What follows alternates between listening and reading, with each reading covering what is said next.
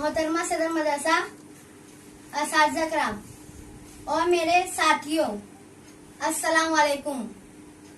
आज यौम आज़ादी के दिन भले ही हम एक जगह मौजूद ना हो, लेकिन आज भी हम उसी जोश व खरोश के साथ इस पुरमसरत दिन को मना रहे हैं।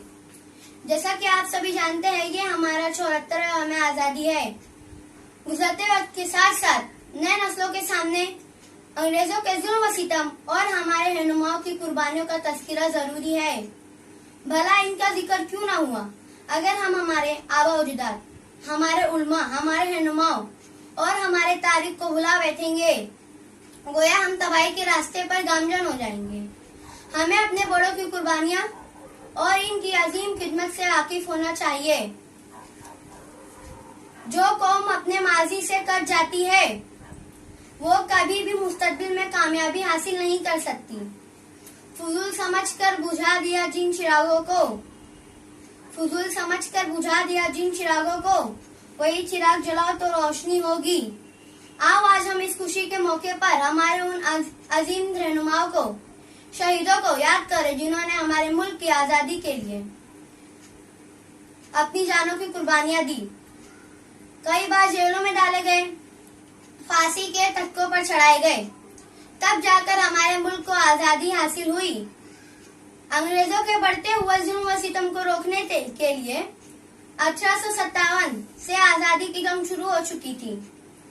बहादुर शाह जफर की क़यादत में नाना साहेब पेशवा, झांसी की रानी लक्ष्मीबाई, तात्या तोपे ने जंग की बागडोर संभाली थी। उस वक्त तो हम हिंदुस्तानी इस जंग को हार गए, लेकिन हमने हार नहीं मानी। इस मौके पर मुझे मशहूर शायर मुनव्वर राना साहब का एक शेर याद आता है। शहीदों की जमीन है जिसको हिंदुस्तान कहते हैं, शहीदों की जमीन है जिसको हिंदुस्तान कहते हैं, ये बंजर हो के भी बुज़दिल कभी पैदा नहीं करती। धीरे धीरे अंग्रेजों के खिलाफ तहरीकों का दौर शुरू हुआ। आजादी की इस लड़ाई में हर मजहब के लोगों ने बढ़ चढ़कर हिस्सा लिया और अपनी जानों की कुर्बानियां तक दी। गांधी जी, मौलाना अब्दुल कलाम आजाद, शहीद भगत सिंह, अशफाकुल्लाह खान, सरदार वल्लभ भाई पटेल, पंडित जवाहरलाल नेहरू, खान अब्दुल गफ्फार खान, इन रहनुमाओं के साथ साथ हमारे उलमाए कराम, दानिश्वरों और अवाम ने भी इस आजादी की जद्दोजहद में हिस्सा लिया।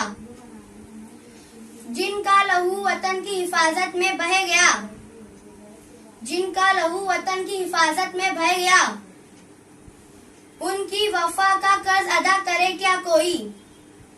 बड़ी कुर्बानी और जाफिशानी के बाद हमें आजादी जैसा तोहफा 15 अगस्त 1947 को मिला और आज हम इस आजाद हिंदुस्तान में सांस ले रहे हैं। इस खुली हवा में सांस लेना अभी थोड़ा दुश्वार गुजार है, क्योंकि कोरोना जैसी बीमारी ने पूरे दुनिया को अपनी चपेट में ले रखा है। यह महामारी बहुत नुकसानदायक साबित हुई है। कई लोग बेरोजगार हुए, कई लोगों की इस बीमारी से मौत हो गई। हम इन तमाम को खराज अकीदत पेश करते हैं। हमें ऐसे हालात का डट कर मुकाबला करना चाहिए। रख हौसला, ये वक्त भी धीरे से गुजर जाएगा।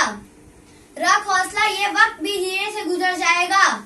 जो लड़खड़ाया ये देश है, ये फिर से संभल जाएगा। तू लड़ाई जारी रख, यू हार के न थक। तू लड़ाई जारी रख, यू हार के न थक। तेरे आंगन में देखना फिर बहारें आएंगी। आजादी के बाद हमारा मुल्क हर शोबे में तरक्की कर रहा है। हम भारतीय पूरे दुनिया में हर जगह हमारे मुल्क का नाम रोशन कर रहे हैं।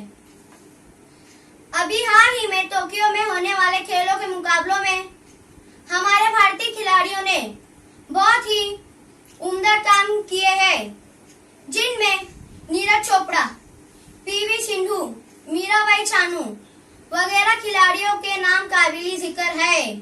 जहां एक तरफ हमारे मुल्क का नाम रोशन हो रहा है, वही दूसरी तरफ लड़कियों के साथ शर्मसार करने वाली वारदातें हमारे सामने आ रही है। साथ ही साथ मॉब लिंचिंग जैसी बुरी बातें भी हमारे देश को बदनाम कर रही है।